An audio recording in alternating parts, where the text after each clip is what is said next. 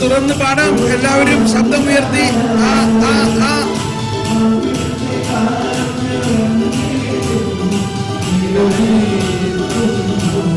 എല്ലാവരും ശബ്ദം ഉയരട്ടെ.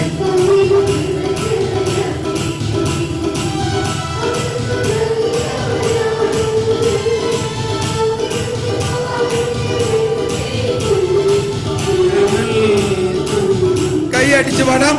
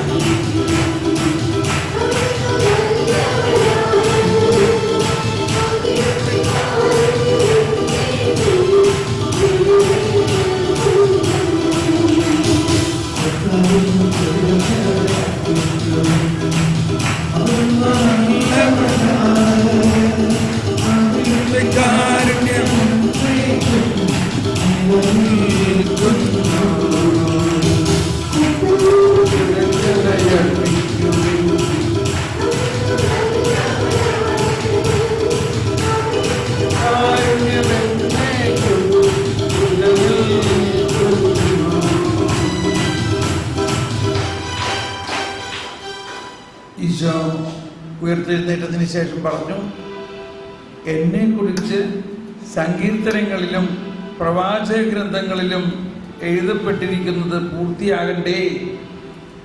ഈ സങ്കീർത്തനങ്ങളിലെല്ലാം, എല്ലാ സങ്കീർത്തനങ്ങളിലും കാണേണ്ടത്, നമ്മുടെ ഉൾക്കണ്ണുകൊണ്ട് അറിയേണ്ടത് കർത്താവിനെയാണ്. കർത്താവ് ഈശോയ്ക്ക്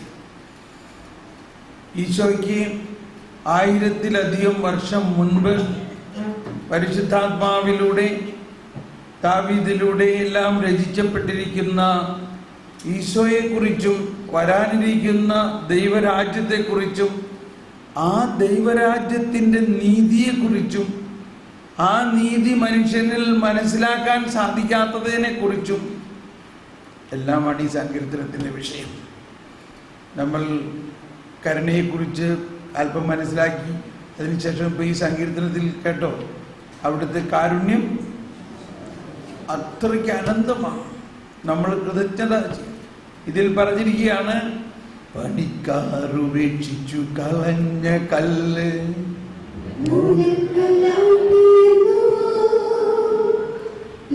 കർത്താവിന്റെ പ്രവൃത്തിയാണിത് നമ്മുടെ ദൃഷ്ടിയിൽ വിസ്മയാവഹമായിരിക്കുന്നു.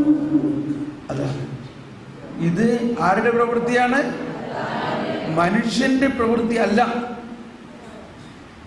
നീതിയുടെ കവാടങ്ങൾ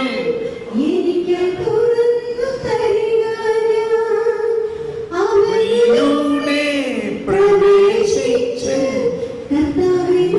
നന്ദി പറയട്ടെ. നീതിയുടെ കവാടം. ആ നീതിയുടെ കവാടം തന്നെയാണ് കരുണയുടെ കവാടം. നീതിയുടെ വാതിൽ ഞങ്ങൾക്കായി തുറക്കണമേ എന്ന് നമ്മൾ കുർബാനയിൽ പാടുന്നത് ഈ വചനത്തിന്റെ അടിസ്ഥാനത്തിലാണ്. അപ്പോൾ വിസ്മയാവഹമാണത്. ഇത് എളുപ്പം മനസ്സിലാവില്ല എന്നുള്ളതാണ് ആദ്യം മനസ്സിലാക്കേണ്ടത്. നമ്മുടെ മനുഷ്യ മനസ്സിന് ഇതിനെ ഒട്ടും മനസ്സിലാവില്ല. അപ്പോൾ മനുഷ്യ മനസ്സ് ഭൗതികതയിൽ തറച്ചു കിടക്കുകയാണെങ്കിൽ ഒട്ടും മനസ്സിലാവില്ല. വാസ്തവത്തിൽ ഞാനൊരു കാര്യം പറയട്ടെ, നമ്മളുടെ ഈ കേരളത്തിലെ എല്ലാ ധ്യാന കേന്ദ്രത്തിലും പോകുന്ന ആളുകളെല്ലാം ഭൗതികമായ ഒരു ലാഭം നേടാനാണ് പോകുന്നതെങ്കിൽ ഈ വെളിവ് കിട്ടില്ല. അതിൽ നിന്ന് മാറണം. ഇത് കർത്താവിൻ്റെ പ്രവൃത്തിയാണിത് നമ്മുടെ ദൃഷ്ടിയിൽ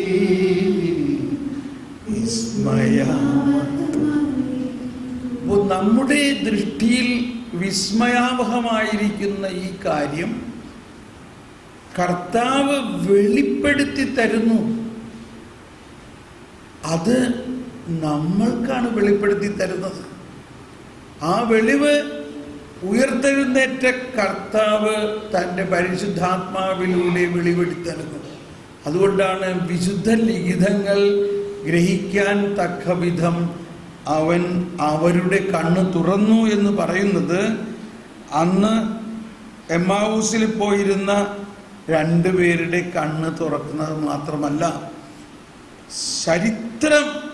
ചരിത്രപരമായിട്ട് ഈ പഴയ നിയമത്തെ മുഴുവനും മനസ്സിലാകാൻ സാധിക്കുന്നത് ഉയർത്തെഴുന്നേറ്റ കർത്താവിൻ്റെ കണ്ണിലൂടെയാണെന്നുള്ളതാണ്. ഒന്ന് ഉൾക്കൊള്ളാമോ? അത് മനസ്സിലാക്കാൻ ശ്രമിക്കാമോ? നമുക്കൊന്ന് പ്രാർത്ഥിച്ച പരിശുദ്ധാത്മാവേ, ഉയർത്തെഴുന്നേറ്റ കർത്താവിൻ്റെ ആത്മാവിനാൽ കണ്ണ് തുറക്കപ്പെട്ടിരിക്കുന്നവരാണ് ഞങ്ങളുടെ മനസ്സിനെ വിശുദ്ധ ലിഖിതങ്ങൾ ഗ്രഹിക്കാൻ തക്ക വിധം തുറക്കണമേ. ഞങ്ങളുടെ വിചാരങ്ങളെ ഉന്നതങ്ങളിലേക്ക് ഉയർത്തണമേ. ഞങ്ങളുടെ ചിന്തകളെ സ്വർഗീയമായ വെളിപാടുകളിലേക്ക്, ദൈവികമായ സ്വർഗീയ ആത്മീയ വരങ്ങളിലേക്ക് ഉയർത്തണമേ. Praise the lord. നമുക്കിരിക്കാം.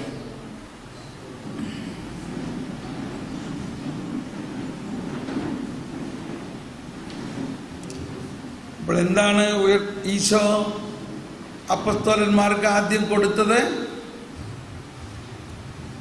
എന്താണ് ആദ്യം കൊടുത്തത്? ഹീൽ ദ സിക്ക്. എല്ലാവരും ഒന്ന് കരമുയർത്തി ഉച്ചത്തിൽ ഏറ്റുപറഞ്ഞ് മുദ്രാവാക്യം പോലെ, to heal the sick, rise the dead, cleanse the leper. അയ്യോ, എവിടെ പോയി നിങ്ങളുടെ ഒച്ച? വെറുതെ അല്ല, ഇന്ന് ഉച്ചഭക്ഷണം കിട്ടിയിട്ടില്ലല്ലോ. ഇന്ന് ഉപവാസത്തിൻ്റെ ഒച്ചയാണ്. ഉപവാസം ആണെങ്കിലും ആത്മാവിന് കരുത്ത് വേണ്ടേ?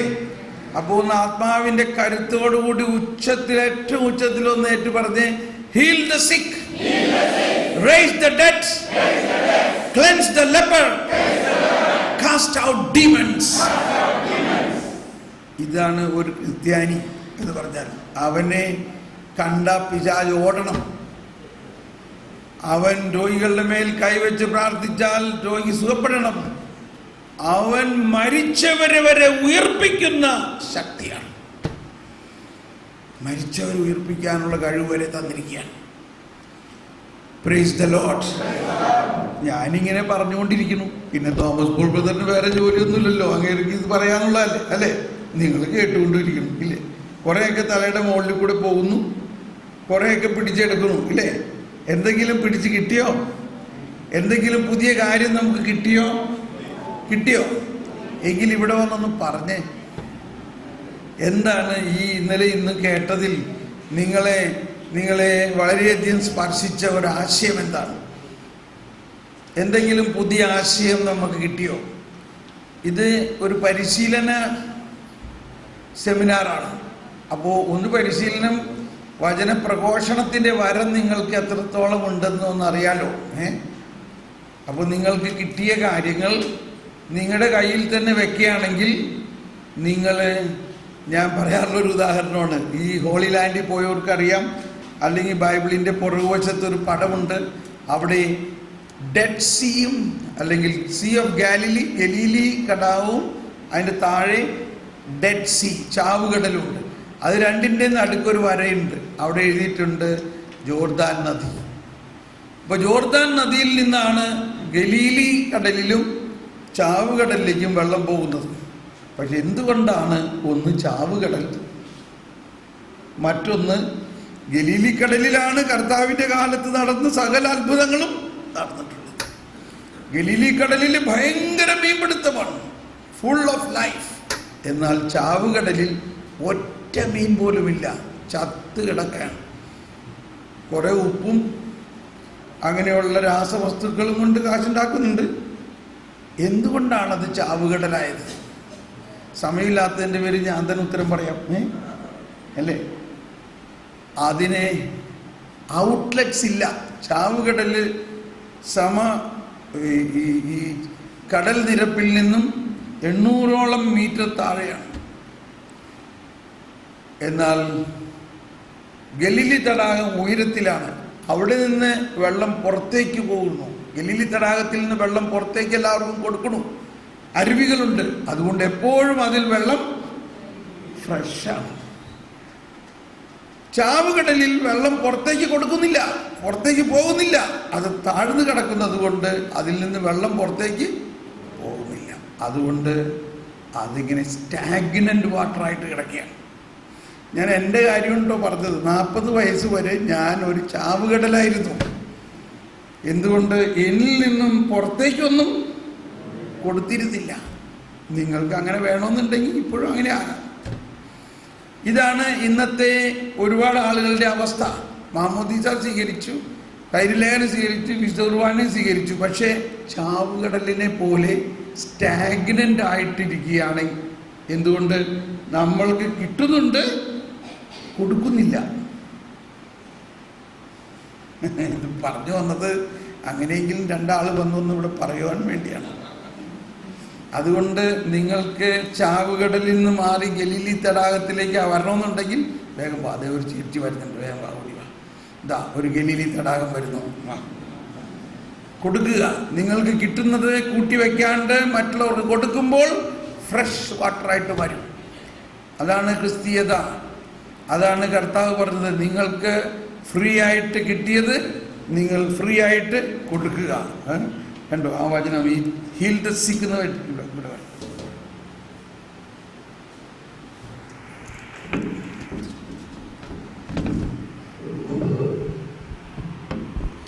Price the Lord. പ്രാർത്ഥനാ ഗ്രൂപ്പിൽ ഒത്തിരി നാളായി പ്രവർത്തിക്കാൻ തുടങ്ങിയിട്ടെങ്കിലും ഈ ഫരിസേയ മനോഭാവം പൂർണ്ണമായിട്ട് ഉപേക്ഷിച്ചിട്ടില്ല എന്നുള്ളത് ഇപ്പോൾ ഇവിടെ വന്നപ്പോൾ മനസ്സിലായി. കുറ്റവും ശിക്ഷയെന്ന് വേണമെങ്കിൽ അതിനൊരു ഹെഡിങ് കൊടുക്കാം. കുറ്റം ചെയ്താൽ ശിക്ഷിക്കണം എന്നുള്ളൊരു ധാരണ മനസ്സിൽ കിടന്നതുകൊണ്ട് എത്ര കാരുണ്യ പ്രവൃത്തി ചെയ്തിട്ടും കരുണ എന്താണെന്ന് മനസ്സിലായിരുന്നില്ല എന്നിപ്പോൾ മനസ്സിലായി. അത് മാത്രമേ എനിക്ക് പറയാനുള്ളത്, കിട്ടിയത് പറയാനുള്ളത്. പിന്നെ ഒരു ചെറിയ അഭിപ്രായം പറയുകയാണ്, വിമർശനവും കുറ്റം പറച്ചിലൊന്നും അല്ലെങ്കിലും കാറ്റഗിസം ടീച്ചേഴ്സിന് കോഴ്സ് ട്രെയിനിങ് ഇല്ല എന്ന് ബ്രദർ പറഞ്ഞതിൽ നിന്ന് ഞാൻ പറയുകയുള്ളൂ 2 വാക്ക്. ഞാനും കാറ്റഗിസം പഠിപ്പിച്ചിരുന്നു. അവിടെ കോഴ്സിനൊക്കെ വിടുന്നുണ്ട്. പക്ഷെ എന്താണ് വ്യത്യാസം വരാത്തതെന്ന് ഞാൻ കർത്താവിനെ അറിയാൻ തേടി പോയതിന് ശേഷമാണ് കാറ്റഗിസം പഠിപ്പിക്കാൻ തുടങ്ങിയത്. അതുകൊണ്ട് എനിക്ക് മറ്റുള്ളവർ പഠിപ്പിക്കുന്നതിൻ്റെ അപാകത എന്താണെന്ന് മനസ്സിലാക്കാൻ സാധിക്കും. അവരൊന്നും കർത്താവിനെ അറിയാൻ മെനക്കെടാറില്ല. ടെക്സ്റ്റിലെ കാര്യങ്ങൾ പഠിപ്പിക്കുക, പരീക്ഷയ്ക്ക് ഒരുക്കുക, മാർക്ക് വാങ്ങിക്കുക എന്നതുള്ളതാണ് ലക്ഷ്യം. അങ്ങനെ വരുമ്പോൾ അറിഞ്ഞ ആളുകളെ പഠിപ്പിച്ചാൽ തീരൂല, പോർഷൻ തീരൂല. അല്ലാത്തവർക്ക് വേഗം പോർഷൻ തീർക്കാനായിട്ട് സാധിക്കും. അപ്പോൾ അതിനെപ്പറ്റിയൊക്കെ വിമർശനങ്ങൾ നടക്കും. അങ്ങനെ പഠിപ്പിക്കാൻ പോകുന്നവർക്കൊരു പ്രോത്സാഹനമല്ല കിട്ടുക, ദൈവത്തെ അറിഞ്ഞവർക്ക്. അതൊരു കാര്യം പറയാനുള്ളത്. പിന്നെ ട്രെയിനിങ് കൊടുക്കുമ്പോഴും ഈ ടെക്സ്റ്റിലുള്ള കാര്യങ്ങൾ വിശദീകരിച്ച് പ്രോജക്റ്റ് വഴിയൊക്കെ പിള്ളേരെ മനസ്സിലാക്കി പരീക്ഷയ്ക്ക് ഒരുക്കലാണ് അവിടെ കൊടുക്കുന്ന പരിശീലനം. കർത്താവിനെ അറിയാനുള്ള മാർഗം വചനമാണെന്നുള്ള സത്യം അവിടെ പ്രാബല്യത്തിൽ വരാത്തത് കൊണ്ടാണ് ഏറെക്കുറെ അപാകതകൾ ഉണ്ടാകുന്നതെന്നാണ് എനിക്ക് മനസ്സിലായിട്ടുള്ളത്. ഞാൻ 15 കൊല്ലം കാറ്റഗിസം പഠിപ്പിച്ചു. അതിൽ നിന്ന് മനസ്സിലായ കാര്യങ്ങളാണ്. കാറ്റഗിസം ഞാൻ പഠിപ്പിക്കാൻ പോണത് കേൾക്കുമ്പോഴേ എൻ്റെ കൂടെ പ്രാർത്ഥനാ ഗ്രൂപ്പിലിരിക്കുന്ന ഒരു മകൻ ഒരഭിപ്രായം പറയണ്ടായി. അതും കൂടി ഞാനിവിടെ പറയുകയാണ്. അവന് 10ാം ക്ലാസ്സേ ഉള്ളൂ. അപ്പോൾ അവന് കാറ്റഗിസം പഠിപ്പിക്കണമെന്ന് ഭയങ്കര ആഗ്രഹമുണ്ട്. അങ്ങനെ അച്ഛനെ സമീപിക്കുകയോ അധികാരികളെ ആരെയാണെന്നൊന്നും എന്നോട് പറഞ്ഞില്ല. ചെന്നപ്പോൾ അവിടെയൊക്കെ ഡിഗ്രിക്കാരാണ് കാറ്റഗിസം പഠിപ്പിക്കുന്നത്. അതുകൊണ്ട് 10ാം ക്ലാസ്സുകാരനെ ജ്ഞാനം ഉണ്ടായിട്ടും വചനപ്രഘോഷണം നടത്തുന്ന പയ്യനായിട്ടും കാറ്റഗിസം പഠിപ്പിക്കാൻ എടുത്തില്ല. അതവനൊരു ദുഃഖമായിട്ട് മാറി എൻ്റെ അടുത്ത് വന്ന് വളരെ സങ്കടത്തോടു കൂടി പറഞ്ഞു. അപ്പോൾ ഇതൊക്കെയാണ് നമ്മുടെ അവസ്ഥ. അതുകൊണ്ട് ഞാൻ നിർത്തുകയാണ്. എനിക്ക് കിട്ടിയ വെളിപാടാണ് ഞാൻ ഇപ്പോൾ പറഞ്ഞത്. ആ പരിസയ മനോഭാവം എടുത്ത് മാറ്റാൻ ഞാൻ ഇപ്പോൾ തീരുമാനം എടുത്തു. അത് നടപ്പിലാക്കാനായിട്ട് ഇനി എല്ലാവരുടെയും പ്രാർത്ഥന സഹായം ചോദിച്ചോണ്ട് നിർത്തും. അത് എളുപ്പം മാറണമെന്നല്ല, തൊലി ഉരിയണ മാതിരി ഉരിഞ്ഞാലേ മാറുള്ളൂ എന്ന് പറയണേ. അതാണ് പൗലോസ്ലീഹ പറയണേ, ഉരിഞ്ഞു മാറ്റാൻ. അപ്പോൾ യോഹന്നാൻ ക്രൂസ് പറയണത് അങ്ങനെ എളുപ്പമൊന്നും ഉരിഞ്ഞു മാറ്റിയാൽ മാറൂല, തൊലി ഉരിയണം. തൊലി മനസ്സിലാവണം. ആര് ചെയ്യുമത്? കർത്താവ് ചോദിച്ച് അത് തന്നെ ചെയ്യണം. ഓക്കെ, അടുത്ത ആൾ വേഗം വരൂ. സമയം കളയാണ്ട് വേഗം 1-2 പേര് വന്ന് പറയുകയാണെങ്കിൽ നന്നായിരിക്കും. അപ്പോൾ നല്ലൊരു പോയിന്റാണ് പറഞ്ഞത്. നമുക്കൊന്ന് കൈയടിക്കാം.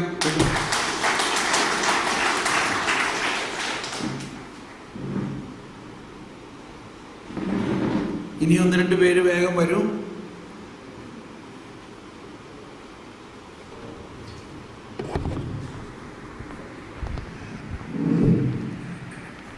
Price the lord. Hallelujah, hallelujah. പ്രിയപ്പെട്ടവരെ, ഒരുപാട് സന്തോഷത്തോടു കൂടി ഇവിടെ നിൽക്കുന്നത് ബ്രദറിലൂടെ കേട്ട ഓരോ വചനവും ഞാനിവിടെ വരാനായിട്ട് സാധിക്കില്ല എന്നായിരുന്നു എൻ്റെ വിചാരം. എന്നാൽ റോമാക്കാർക്ക് എഴുതിയ ലേഖനത്തിൽ 9:16 പൗലോസ് അപ്പോസ്തലൻ പറയുന്നത് പോലെ മനുഷ്യൻ്റെ ആഗ്രഹമോ പ്രയത്നമോ അല്ല, എല്ലാറ്റിൻ്റെയും അടിസ്ഥാനം കർത്താവിൻ്റെ കരുണയാണ്. അതേ പ്രിയപ്പെട്ടവർ, കരുണ കൊണ്ട് മാത്രമാണ് ഇവിടെ നിൽക്കുന്നത്. കാരണം വരാൻ സാധിക്കാത്ത അവസ്ഥയിലായിരുന്നെങ്കിലും ലിലി ചേച്ചി ഒക്ടോബർ മാസം പറഞ്ഞു തുടങ്ങി, എന്നാലും വരാൻ സാധിക്കില്ല, എൻ്റെ ജീവിതത്തിൻ്റെ ഇതുകൊണ്ട് ഞാൻ വരാൻ സാധിക്കില്ല എന്ന്. എന്നാൽ ഇന്ന് വന്നതിൽ എനിക്ക് വലിയ ആനന്ദമുണ്ട്. ജ്ഞാനത്തിൻ്റെയും വെളിപാടിൻ്റെയും ആത്മാവിനെ ബ്രദറിലേക്ക് നൽകിക്കൊണ്ട് ദൈവത്തിനെക്കുറിച്ചുള്ള പൂർണ്ണമായ അറിവിലേക്ക് നയിച്ചുകൊണ്ട് നമ്മൾ ഓരോരുത്തരെയും ആ അറിവിലേക്ക് ഇന്ന് ഈ മണിക്കൂറൊക്കെ നയിച്ചുകൊണ്ടിരിക്കുകയാണ്. കൊച്ചു മണിക്കൂറിൽ ഈ കൊച്ചു അറിവ് ബ്രദറിലൂടെ കിട്ടിയപ്പോൾ റോമ 12:2 പറയുന്നത് പോലെ നിങ്ങൾ ഈ ലോകത്തിന് അനുരൂപരാകരുത്, പ്രത്യുത നിങ്ങളുടെ മനസ്സിൻ്റെ നവീകരണം വഴി നിങ്ങൾ രൂപാന്തരപ്പെടുവിൻ. അപ്പോൾ ദൈവഹിതം എന്തെന്നും പരിപൂർണമായതെന്തെന്നും നല്ലതും ദൈവത്തിന് പ്രീതികരമായതെന്തെന്നും വിവേചിച്ചറിയാൻ കഴിയുമെന്ന്. Price the lord. Hallelujah, hallelujah. ഇതാണ് ജ്ഞാനത്തിൻ്റെ ആത്മാവിനാൽ നിറയാൻ. വീണ്ടും നമ്മൾ ഒരുപാട് സ്ഥലങ്ങളിലൊക്കെ പോയിട്ടുണ്ട്. ഞാൻ പല സ്ഥലങ്ങളിലും കൂട്ടായ്മയിലൊക്കെ കടന്നു ചെല്ലുമ്പോൾ എനിക്ക് വളരെ സങ്കടം തോന്നാറുണ്ട്. പക്ഷേ ഞാൻ ആഗ്രഹിച്ച കാര്യങ്ങൾ ബ്രദറിലൂടെ കേൾക്കുകയായിരുന്നു. Praise the lord. ഹല്ലേലൂയ. ബ്രദറിലൂടെ കേട്ടപ്പോൾ എനിക്ക് ഒരുപാട് സന്തോഷം. എനിക്ക് എന്താ പറയേണ്ടതെന്ന് എനിക്ക് അറിഞ്ഞൂടാ. അത്രയേറെ ദൈവമേ നന്ദി. ബ്രദറിന് ഇനിയും ശക്തി പകരണമെന്ന് പ്രാർത്ഥിക്കുകയാണ്. പുരോഹിതന്മാരിലൊക്കെ മലാക്കി 2:7 പറയുന്നുണ്ട്, പുരോഹിതൻ അധരങ്ങളിൽ ജ്ഞാനം സൂക്ഷിക്കട്ടെ, പ്രബോധനം തേടി ദൈവജനം പുരോഹിതന്റെ അടുക്കട്ടെ വരട്ടെ. എന്തെന്നാൽ പുരോഹിതൻ കർത്താവിൻ്റെ ദൂതനാണ്. ഇന്ന് എല്ലാ മക്കളിലും ജ്ഞാനത്തിൻ്റെയും വെളിപാടിൻ്റെയും അരൂപിയാൽ നിറയാനായിട്ട് പ്രാർത്ഥിക്കുന്നു. തോമസ് പോളിന് ബ്രദറിന് കിട്ടിയിരിക്കുന്ന ഇരട്ടി പങ്കാത്മാവ് ഞങ്ങൾക്കും തരണമെന്ന് പ്രാർത്ഥിച്ചുകൊണ്ട് നിർത്തുന്നു. Price the lord. ഹല്ലേലൂയ.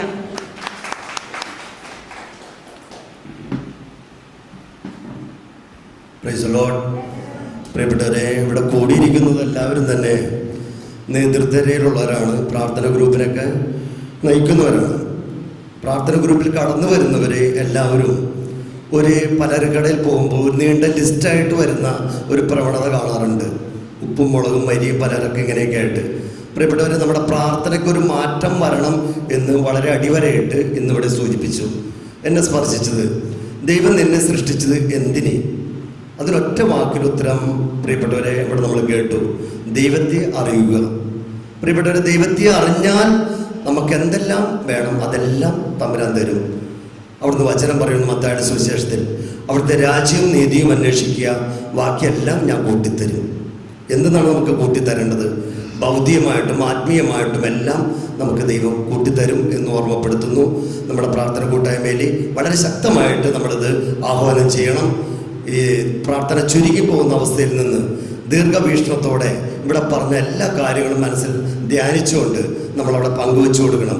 ദൈവത്തെ കൊടുക്കുന്ന മക്കളായിട്ട് മാറുവാൻ, ഒരു പുതിയ സൃഷ്ടിയായിട്ട് മാറുവാൻ, പഴയതിനെ ഉരിഞ്ഞു മാറ്റി മാറുവാനുള്ള ഒരു കൃപ ലഭിച്ചുകൊണ്ട് നമുക്ക് ഇവിടുന്ന് പോകാനായിട്ട് ദൈവത്തോട് ജ്ഞാനത്തിന് വേണ്ടി പ്രാർത്ഥിച്ചുകൊണ്ട് നമുക്ക് മുന്നോട്ട് പോകാം. പ്രിയപ്പെട്ടവരെ, തോമസ് ബ്രദറിനെയും കുടുംബത്തെയും ദൈവം സമൃദ്ധമായിട്ട് അനുഗ്രഹിക്കട്ടെ. ഇനി കൂടുതൽ വെളിപ്പെടുത്തലുകൾ കിട്ടുവാൻ വേണ്ടി നമുക്ക് ദാഹത്തോടെ ആഗ്രഹത്തോടെ കാത്തു നിൽക്കാം. Price the Lord.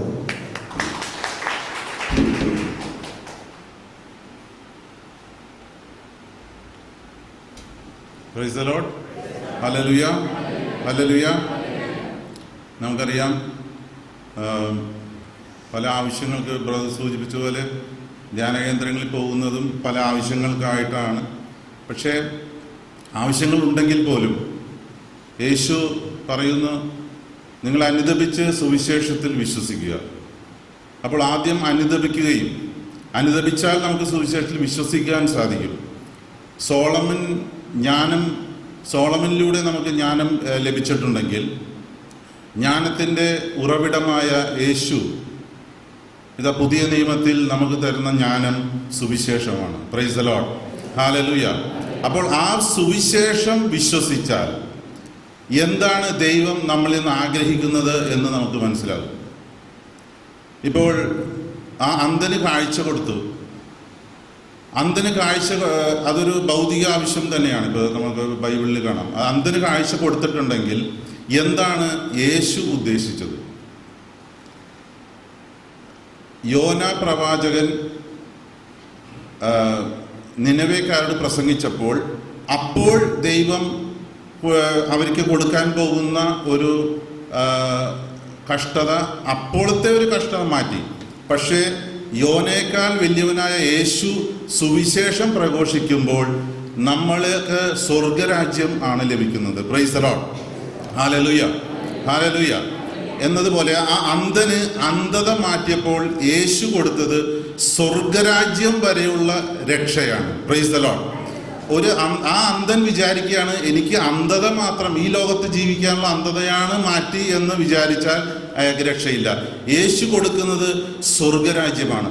എന്നതുപോലെ നമ്മൾ ഭൗതിക ആവശ്യത്തിന് വേണ്ടി ഒരുപക്ഷെ പ്രാർത്ഥിക്കുന്നുണ്ടാകാം, പക്ഷേ നമ്മൾ ഇപ്പോൾ കടബാധ്യതയുള്ളൊരു വ്യക്തി കടബാധ്യത മാറിയാൽ, അല്ലെങ്കിൽ കടബാധ്യതയ്ക്ക് വേണ്ടി പ്രാർത്ഥിച്ച് കടബാധ്യത മാറിയാൽ അയാൾ ചിന്തിക്കേണ്ടത്, എനിക്ക് കടബാധ്യത മാത്രമല്ല ദൈവം മാറ്റി തന്നത്, സ്വർഗത്തിൽ എത്താനുള്ള അവസരം കൂടിയാണ് ദൈവം തന്നത്. അതാണ് സുവിശേഷം.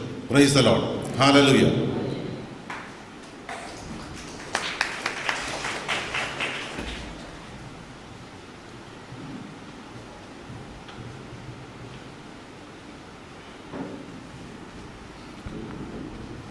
Price the Lord. ഞാനിവിടെ വചനമൊന്നും പങ്കുവെക്കുന്നില്ല, അത് ഒരു അവിവേകമാകും. 2-3 കാര്യങ്ങളൊന്ന് സൂചിപ്പിക്കാൻ ആഗ്രഹിക്കുകയാണ്. ഒന്ന്, തോമസ് പോൾ ബ്രദറിനെ പറ്റി ഞാൻ ഒരുപാട് കേട്ടിട്ടുണ്ട്, പക്ഷേ ഇതുവരെയും കണ്ടിട്ടില്ലായിരുന്നു. ഇവിടെ വരുവാനും ബ്രദറിനെ കാണുവാനും ബ്രദറിൻ്റെ നമ്മോടുള്ള സുവിശേഷം നമുക്ക് പകർന്നു തരുമ്പോൾ സത്യത്തിൽ എനിക്ക് വളരെ അസൂയ തോന്നുകയാണ്. കാരണം ദൈവം എത്രയോ മഹാഭാഗ്യമാണ് തോമസ് ബ്രദറിന് കൊടുത്തിരിക്കുന്നത്. ഇപ്പം എനിക്ക് വയസ്സ് 61 കഴിഞ്ഞു. എനിക്ക് മാത്രമല്ല, ഞാൻ കണ്ടു പരിചയപ്പെട്ടിട്ടുള്ള നമ്മുടെ ക്രിസ്തീയ സമുദായത്തിലെല്ലാവരും ഒരുപാട് കുടുംബ യൂണിറ്റുകളിൽ നേതൃപരമായ സ്ഥാനങ്ങളൊക്കെ ഞാൻ വഹിച്ചിട്ടുണ്ട്. പക്ഷേ ബൈബിൾ വിചിന്തനം ചെയ്യാൻ പറഞ്ഞ് 1 മാസം മുമ്പ് കൊടുക്കുന്ന വചനഭാഗം ഒരാൾ പോലും വിചിന്തനം ചെയ്യാത്ത ഒരു സ്ഥിതിയാണ് നമ്മളുടെ. അപ്പം അത് വളരെ വളരെ ദുഃഖകരമായൊരു അവസ്ഥയാണ്.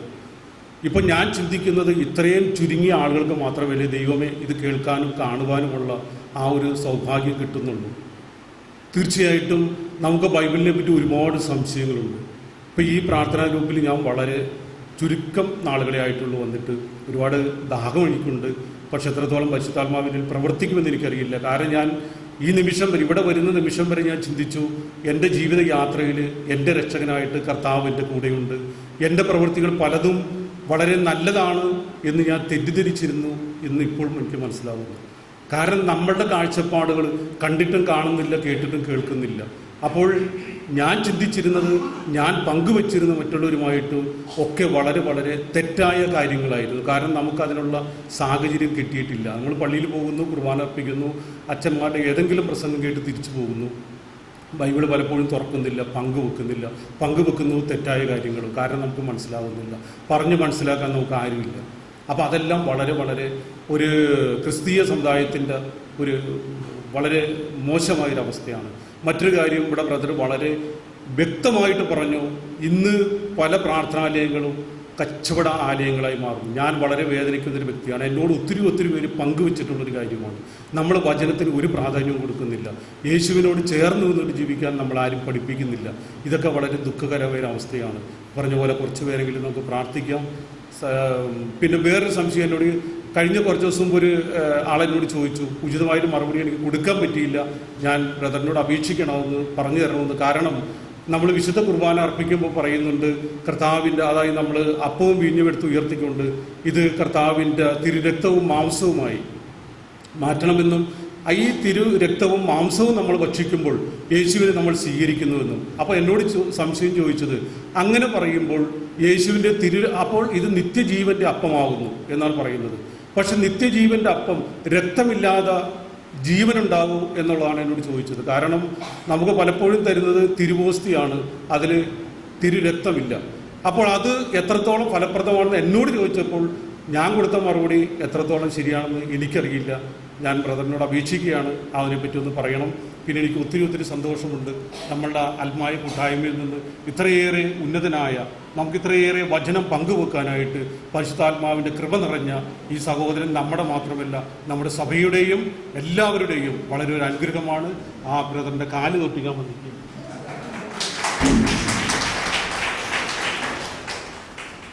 വരൂ ഈ ഇതിന് ഉത്തരം പറഞ്ഞോട്ടെ. നമ്മൾ മനസ്സിലാക്കേണ്ടത്, വിശുദ്ധ കുർബാന ഭയങ്കര ഒരു വിസ്മരണീയതയാണ്. ആ പ്രാർത്ഥന ശരിക്കും നമ്മൾ മനസ്സിലാക്കുകയാണെങ്കിൽ, ഈശോയുടെ ശരീരവും രക്തവും ആക്കിയതിന് ശേഷം അത് തമ്മിൽ കലർത്തുന്നുണ്ട്. ഇപ്പോൾ ലത്തീൻ കുർബാനയിൽ അത് മുറിച്ച് അതിനകത്തൊരു നുറുക്ക് എടുത്ത് ഈ തിരുരക്തത്തിലിടുന്നു.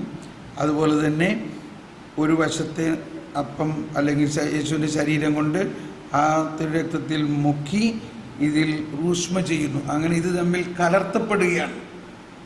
അത് സുറിയാനി കുർബാനയിലും അങ്ങനെ തന്നെ. ക്രോവേൻ ശ്രാപ്പേന്മാർ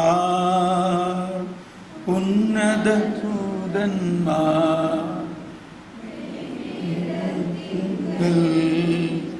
ആദരവോടെ നോക്കുന്നു, ഭക്തിയോടെ നോക്കുന്നു, അപകടങ്ങൾ താവിൻ വൈദികനെ. ഓക്കെ, അപ്പോൾ നമ്മൾ ഈശോയുടെ തിരുരക്തം ഇങ്ങനെ മുക്കി തരുന്നതും കുടിക്കുന്നതും എല്ലാം അതിൻ്റെ ഏറ്റവും നല്ല കാര്യമാണെങ്കിലും നമ്മുടെ വിശ്വാസം ഈ കുർബാനയിൽ നമുക്ക് ലഭിക്കുന്ന ഇപ്പോൾ ഈശോയുടെ തിരുരക്തം മുക്കി തരാത്തതും കുടിക്കാൻ സാധിക്കാത്തതും നമ്മളുടെ ആ ഒരു എക്കോണമി, അതായത് ഇത്രയും ജനങ്ങൾക്ക് അത് ബുദ്ധിമുട്ടാകുന്നതുകൊണ്ടാണ്. പക്ഷേ അതല്ലാതെ തന്നെ ഈശോയുടെ ശരീരം, ഇപ്പോൾ എൻ്റെ ശരീരം, ഇതെൻ്റെ ശരീരമാണ് ഇല്ലേ, ഇത് എൻ്റെ ശരീരമാണ്. എൻ്റെ ശരീരം രക്തമില്ലാണ്ടാണോ? രക്തമില്ലെങ്കിൽ പിന്നെ എൻ്റെ ശരീരം ഡെഡല്ലേ? മനസ്സിലാവുന്നുണ്ടോ? അപ്പോൾ ഈശോയുടെ ശരീരം ആയിട്ട് തന്നെ നമ്മൾ സ്വീകരിക്കുമ്പോഴും നമ്മുടെ വിശ്വാസം ഈശോ ഈശോയുടെ ശരീരം എന്ന് പറഞ്ഞാൽ ഈശോ ആണ്, മുഴുവനാണ്. ഈശോ മുഴുവനായിട്ടാണ്. അങ്ങനെ ചിന്തിച്ചാൽ മതി. He's full. ഈശോ മുഴുവനായിട്ടാണ്. ഈശോ പറയാണ് ഇതെൻ്റെ ശരീരമാകുന്നു എന്ന് പറഞ്ഞു തരുമ്പോഴും അത് മുഴുവനായിട്ട് തന്നെയാണ്. പിന്നെ ആ കുർബാനയിലെ പ്രാർത്ഥനകൾ നമ്മൾ വിശദമായിട്ട് പഠിക്കുകയാണെങ്കിൽ ഇത് ഈശോയുടെ ശരീരവും രക്തവും കുർബാന മധ്യത്തിൽ കലർത്തപ്പെടുകയാണ്, പകർത്തപ്പെടുകയാണ്, അത് ഒന്നാക്കപ്പെടുകയാണ്. അങ്ങനെയാണ് നമുക്ക് തരുന്നത്. അപ്പോൾ അതുകൊണ്ട് നമ്മളുടെ വിശ്വാസവും ഈ വിശുദ്ധ കുർബാനയുടെ രഹസ്യവും ഇതാണ്. നമുക്ക് ഇപ്പോൾ തിരുരക്തത്തിൽ മുക്കാതെയോ അല്ലെങ്കിൽ തിരുരക്തം കോരി കുടിപ്പിക്കാതെയോ അല്ലാതെയും ഈശോയുടെ ശരീരം മാത്രമായിട്ട് കിട്ടിയാലും അത് ശരീരവും രക്തവും കൂടി ചേർന്നതാണ്. മനസ്സിലായി? ഏതുപോലെ നമ്മുടെ ശരീരം എന്ന് പറഞ്ഞാൽ ഡെഡ് അല്ല, ജീവനുള്ള ശരീരമാണ് നമുക്ക് കിട്ടുന്നത്. ഈശോയുടെ ജീവനുള്ള ശരീരമാണ് നമുക്ക് കിട്ടുന്നത്. അപ്പോൾ ജീവനുള്ള ശരീരത്തിൽ എന്തുണ്ട്? രക്തമുണ്ട്. മനസ്സിലാവുന്നുണ്ടോ? ഈശോയെ മുഴുവനായിട്ട് നമുക്ക് ലഭിക്കുന്നത്. അതാണ് ഉത്തരം. Thank you. പ്ലീസ്.